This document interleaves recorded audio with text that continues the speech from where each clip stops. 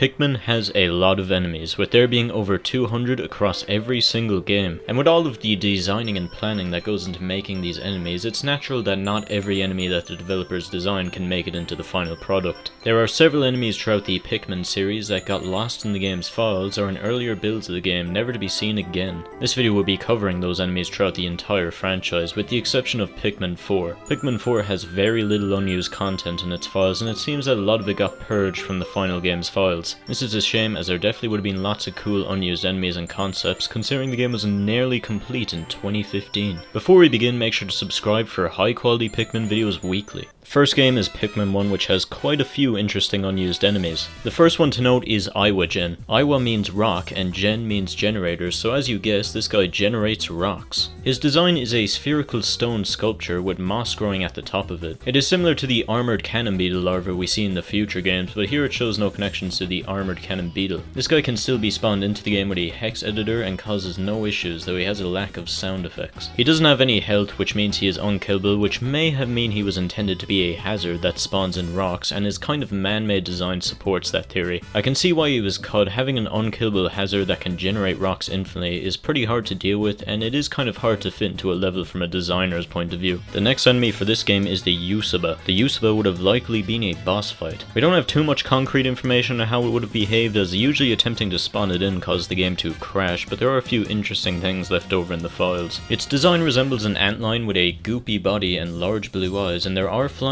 animations for it. It has 5000 HP and it's programmed to spawn in smoky progs, so this is probably not what it was actually meant to spawn in. Minty Mio was able to get a video of it in action, which shows it flying around on the title screen. He was also able to spawn it in, but due to the enemy being unfinished, it just flies away immediately. It is also making a comeback in Pikmin 2 Regrown, an upcoming mod for Pikmin 2 by Rakton, so be on the lookout for that. There is also Yamash 3, Yamash 4, Yamash 5, and Nakata 1. These enemies are left over in the files with basically no code attached to them, so almost nothing is known about them. Finally, there is the Burrowing Snarrow. In the final cutscene for Pikmin 1, when the Burrowing Snagret is being showcased, Almar mentions that the bluish hue of its feathers distinguish it from the Burrowing Snarrow. In early footage of Pikmin 1, we see a Snagret with more beige-coloured feathers, which a lot of fans have speculated to be the Burrowing Snarrow, though it is also likely that it's just an unfinished Burrowing Snagret. The Burrowing Snarrow was also mentioned in Pikmin 2 and 4, but we have yet to ever officially see it. Pikmin 1 also mentions the female Shearwig, which we also don't see. Moving on to Pikmin 2, and this game doesn't have much in the way of unused enemies. My best guess to why that is because the game had a relatively short development cycle of 2.5 years, which would have originally been 2 years, but the game was delayed by 6 months. When a game has a shorter development time, it's usually more experimental, and developers usually don't have the time to rethink these concepts, usually leading to some bizarre concepts. Majora's Mask would be an example of this. In the files, there is a completely unused enemy with basically no information about it except for its overworld spawning identifier, and an unused antenna beetle that is unfinished and crashes the game on spawn. Other things to know is that there are spawn identifiers for a lone breadbug's nest, the water rates rollers, and a Bloister base. The Bloister base crashes the game, but the breadbug's nest and rollers spawn in normally. This isn't technically unused, but you can see it in game, but this is the volatile Dweevil without its bomb rock. What a handsome guy. And finally, left over in the files is a large Piccolopedia icon for the fiery Bulblacks. Large icons are usually reserved for bosses in the Piccolopedia, so this implies the fiery Bulblacks was originally a boss fight but got changed into a regular enemy. That's all for the game's files, but in early E3 trailers we got to see yellow and blue Bulborbs and their dwarf variants. If you check into the game's files nowadays, you'll still see enemies called yellow Bulborbs and blue Bulborbs, but these enemies are actually the hairy Bulborb and orange Bulborb respectively. I think it's for the better that they got changed into the hairy and orange Bulborb. I really don't like their designs. Also, while looking at the unused enemies in Pikmin 2, I took a quick detour to the unused treasures, and this was one of them. The jokes write themselves at this point, it's literally the same fucking render as well.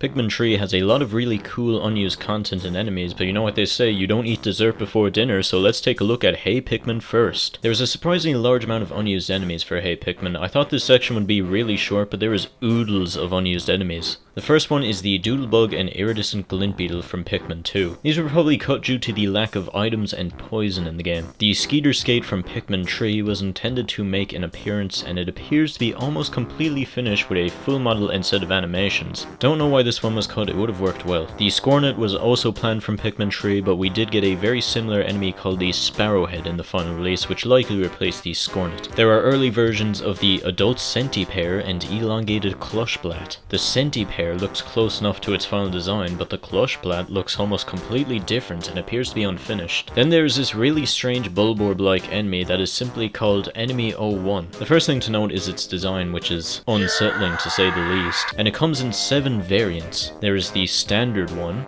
Rock, Fire, Flying, Armored, Licking, and Enemy 01, which is the standard variant of Enemy 01, but with dots for eyes. Enemy 02 is an enemy that consists of a model for just wings and eyeballs, and there is also an Enemy 03 that is split into several different models and seems to be an early version of the Spornet. Chappie Proto is very similar to Enemy 01, with the only difference being it has no legs. There are 2 enemies called Maridokuri and Soisio, which bear a resemblance to the puffy and withered blowhog and probably would have acted the same, and there is also an unused underwater puffy blowhog called Namazo. I really like his design, kinda wish it made it into the final game. Hanamaki is an incomprehensible enemy, though it may have been a Makiwi, as Maki is the internal name for Makiwi. Peromaki and Togamaki are unused Makiwi variants. The Peromaki is very similar to the Whip-tongued Bulborb. The Pikutabe is an enemy that is very similar to Pikmin 2's Creeping Chrysanthemum, and it would have acted the same. Anahusagi, whose name translates to Hole Blocker, would have likely been able to block holes.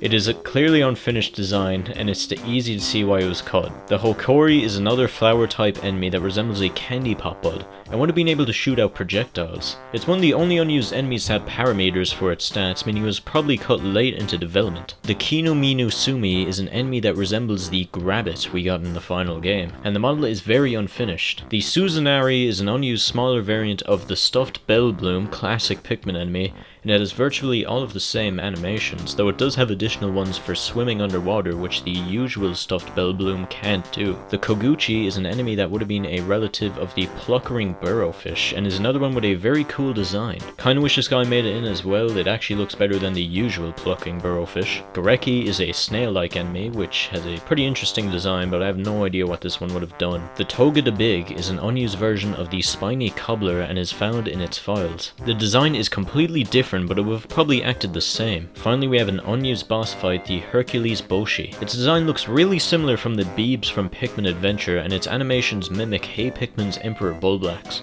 I wish this guy got in simply for the fact that it would have been more Pikmin Adventure representation, the true best spin-off of Pikmin. Also, if you're wondering, that game has no unused enemy set. Alright, we're finally finished with Hey Pikmin's classic enemies such as Hole Blocker, and we can finally move on to Pikmin 3. It's noteworthy that the unused content in Pikmin 3 and Pikmin 3 Deluxe is different. Pikmin 3 Deluxe actually has more unused content for some reason. My best guess to why this is that Pikmin 3 Deluxe was developed by a different studio than the original, so Nintendo probably just sent them over all the development files from the original game, and the new team forgot to clean them up for the release. A few months ago, a large video about Pikmin 3 by Vantage Emblem came out, which discovered a whole unused area hidden in the game's files of the Wii U version. And in the spawn parameters of this area, there are things suggesting that the decorated cannon beetle was meant to be in Pikmin 3. He was cut from Pikmin 3 and is no longer in the game's files, so this is the only trace of its existence. The bread bug was also intended to show up in Pikmin 3 as well, as it has leftover files, but a large amount of its files are missing, so there is basically no information about how it would have behaved. The honeywisp was intended to return as well and can be spawned in. It has the exact same model from Pikmin 2, and throwing a Pikmin at the egg just crashes the game. The white Wally-hop is also in the files and can be spawned in with some complications, as it tends to stay still while constantly shaking off Pikmin. It has been restored in a few hacks of the game and works normally. The Emperor Bulblax is another Pikmin 2 model enemy, and it suffers from the same issue as the Wally-hop, where it stands still looping an animation. He was also completely restored in a few mods. There is also the Hermit Crawmad, who's exclusive to Pikmin 3 Deluxe's files. It almost works normally, but it never eats the Pikmin it catches. The final Pikmin 2 modeled enemies are are the blowhogs. All 3 of the regular ones are here and they work almost entirely normal but with a few hitbox and graphical issues such as the watery blowhog shooting out fire. The next few enemies are unused versions of enemies that made it into the final game. There is the whip-tongue bulborb who gets stuck in a permanent loop of doing his eating animation and he seems to lack a tongue. You will notice that all of these enemies have very low quality models that would have fit on the Nintendo Wii, which shows that this game definitely had a troubled development cycle. The desecrated skitterleaf, it acts normally at first but will get stuck in a loop of doing its attack animation after a while. There's also one of the skitterleaf who works normally enough but is very slow. The joustmite and flighty joustmite are here. The regular joustmite looks identical to its Pikmin III model, with the main difference being the texture quality being slightly lower, but yet again this enemy gets stuck in doing a loop of its attack animation. The flighty joustmite has a completely different design than the final game, and in my opinion a better design as well. It looks like a shield which fits with the theme of jousting. He also gets stuck in a loop.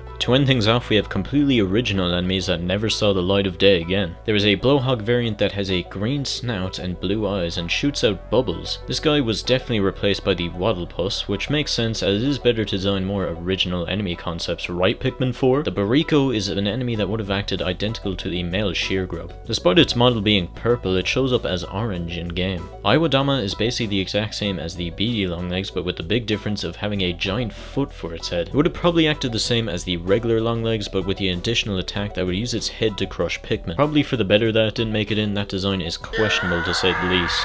While Pikmin 3 only had the yellow Wallyhop, it was originally meant to have the white Wallyhop and a brand new type of Wallyhop known as the Crystal Marrow Frog in the files. Its design is similar to the regular Wallyhop but with a pleasant gradient on its body and a large crystal. The model shows the crystal at the bottom of his body, but it might have been meant to be placed somewhere else, perhaps covering his body. If an enemy that is covered in crystal and jumps to kill your Pikmin sounds familiar, that's because there is an enemy in Pikmin 3 called the calcified Clushbat who does exactly that, and was likely a rework of the Crystal Marrow Frog. The calcified Clushbat also has its internal name as the Crystal Frog, which shows it was likely a replacement of this unused enemy. The final 2 enemies are related to each other, and they are the Kakurimu and Moguremo. These enemies would have worked with a mechanic that was cut from Pikmin 3. There are unused berries in Pikmin 3 that could be picked up by Pikmin and thrown on the floor to lure enemies towards them. This would act as bait for enemies, giving you a chance to attack them. The Kakurimu and Noguremo would have worked with these berries as you would have needed them to properly attack them. The Moguremo has a design that is very similar to the Ravenous Whisker Pillar from Pikmin 2, but the Kakurimu has an entirely different design and resembles a slug. My guess is that the Moguremus were the larva version of the Kakurimu. Both enemies act exactly the same. They start off buried in the ground and will sometimes go out of it. If they see Pikmin while out of the ground, they will immediately run away back into the ground. Burrowing into the ground restores all of their hit points, similar to the bread bugs. If you throw the bait berries near their burrowing spot, they will emerge and eat it. This will make them ignore Pikmin until you start attacking them, giving you a chance to attack them. These enemies are almost fully functional aside from a few glitches and them crashing if you try to carry their corpse. This enemy has a really cool concept and the bait berries would have been nice to see in the final game.